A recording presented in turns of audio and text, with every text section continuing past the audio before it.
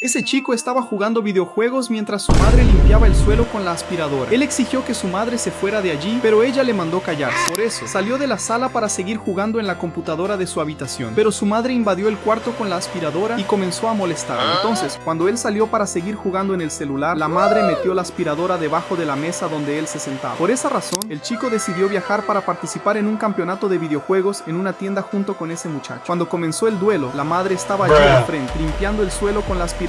El chico se puso nervioso y llamó a los guardias de seguridad para que sacaran a su madre de ese lugar. No. Hey! Security! Cuando continuó jugando, ocurrió lo inesperado, te lo mostraré. Pero antes, si consideras a Jesús como tu mayor salvador, deja tu like y suscríbete. Si lo ignoras, significa que ya hiciste tu elección. Escribe en los comentarios lo que Jesús hizo por ti y llena los comentarios de corazones para demostrar tu gratitud al Señor Jesús. Gente, la madre del chico apareció dentro del juego y se enfrentó a los dos participantes y nadie le dio like.